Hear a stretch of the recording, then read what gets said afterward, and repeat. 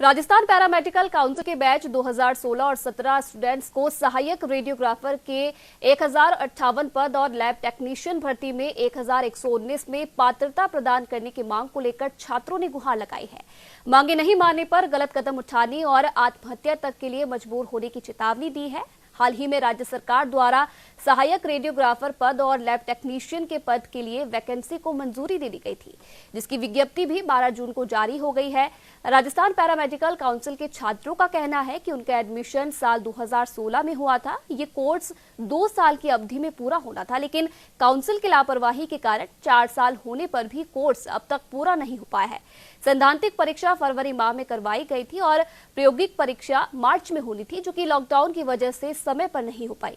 अब 16 जून से ये परीक्षाएं करवाई जाएंगी, लेकिन सहायक रेडियोग्राफर और लैब टेक्नीशियन भर्ती में आवेदन का समय 15 दिन का है, जो कि 18 जून से 2 जुलाई तक का दिया गया है, जिसे छात्र अब अप्लाई नहीं कर सकते। साल 2016 और 17 के विद्यार्थी मात्र प्रायोगिक परीक्षा न होने की वजह से अगर भर्ती में शामिल नहीं हो पाए तो यह अन्याय होगा।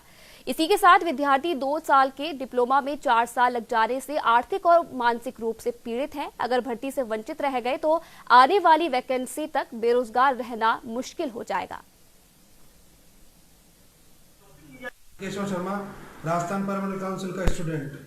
काउंसिल जो डिप्लोमा कोर्सेज चला रही है उनकी नियमानुसार अवधि 2 वर्ष में कंप्लीट करने की है, परंतु काउंसिल की लापरवाही और अनदेखी के कारण ये डिप्लोमा कोर्सेज 4 वर्ष में भी पूरे नहीं हो रहे हैं, जिसके कारण फिलहाल ही आई हुई सहायक रेडियोग्राफर 1058 पद तथा लैब टेक्नीशियन 1119 पदों की भर्ती में 2016-17 जो बैच है वो वंचित रह रहा है।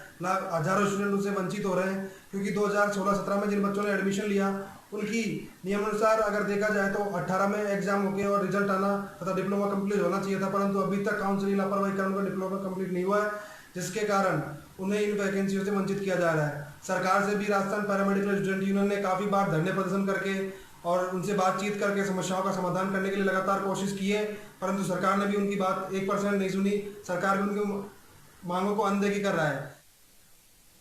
राजस्थान पैरामेडिकल काउंसिल के बैच 2016 और 17 स्टूडेंट्स को सहायक रेडियोग्राफर के 1058 पद और लैब टेक्नीशियन भर्ती में 1119 में पात्रता प्रदान करने की मांग को लेकर छात्रों ने गुहार लगाई है। मांगे नहीं मानने पर गलत कदम उठाने और आत्महत्या तक के लिए मजबूर होने की चेतावनी दी है।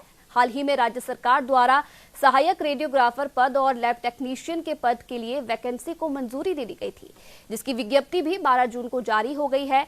राजस्थान पैरामेडिकल काउंसिल के छात्रों का कहना है कि उनका एडमिशन साल 2016 में हुआ था। ये कोर्स 2 साल की अवधि में पूरा होना था, लेकिन काउंसिल की लापरवाही के कारण 4 साल होने पर भी कोर्स अब तक पूरा नहीं हो पाया है।